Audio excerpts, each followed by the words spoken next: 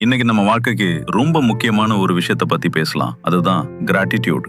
அதாவது நன்றி உணர்வு. இந்த நன்றி உணர்வு எதுக்கு முக்கியம், இதனால என்னெல்லாம் லாபம், அப்புறம் இது எப்படி நம்ம வாழ்க்கையில கொண்டு வரதுன்னு பார்க்கலாம். நன்றி உணர்வுனா என்ன பண்ணா, நம்மளுக்கு கிடைச்சிருக்க நல்ல விஷயங்களுக்காக மனசுக்குள்ள சந்தோஷப்படுறது. சின்ன விஷயமா இருக்கலாம், பெரிய விஷயமா இருக்கலாம். நம்ம உயிரோட இருக்கோமே, அதுல இருந்தே ஆரம்பிக்கலாம். யோசிச்சு பார்த்தா நம்ம பிறந்ததே ஒரு பெரிய அதிசயம் இல்ல. அப்புறம் நம்ம கூட இருக்க சொந்த பந்தம், ஃப்ரெண்ட்ஸ், இவங்களால நமக்கு கிடைக்கிற அன்பு, சப்போர்ட், இது எல்லாமே நன்றி சொல்ல வேண்டிய விஷயங்கள் தான். இந்த நன்றி உணர்வு நம்ம மனசுக்கு ரொம்ப நல்லது. மனசு நிம்மதியாகும், பாசிட்டிவா யோசிப்போம். இதனால நம்ம உடம்புக்கும் நல்லதுன்னு சயின்டிஸ்டுங்க சொல்றாங்க. நம்ம ரிலேஷன்ஷிப்ஸும் நல்லா இருக்கும், மத்தவங்க கூட நல்லா பழகலாம், நம்மள நிறைய பேருக்கு பிடிக்கும். சரி, இந்த நன்றி உணர்வை எப்படி வளர்த்துக்கலாம்? ஒரு வழி, ஒரு நோட்ல தினமும் உங்களுக்கு நடந்த நல்ல விஷயங்கள், நீங்க நன்றி உள்ளவங்களா இருக்கிற விஷயங்கள் 3 விஷயத்த எழுதலாம். இல்லன்னா நீங்க மெடிடேஷன் பண்ணும்போது அத பத்தி யோசிக்கலாம். இல்லன்னா நீங்க தினமும் செய்யற ஒரு பழக்கத்தோட இதை சேர்த்துக்கலாம். போன வீடியோல ஹேபிட் ஸ்டாக்கிங் பத்தி சொன்னோம்ல, அந்த மாதிரி. ஃபார் எக்ஸாம்பிள், குளிச்சு முடிச்சதும் ஒரு நிமிஷம் நின்னு உங்களுக்கு கிடைச்ச 3 நல்ல விஷயத்த நினைச்சு பார்க்கலாம். இது எதுக்குன்னா, நம்ம மூளை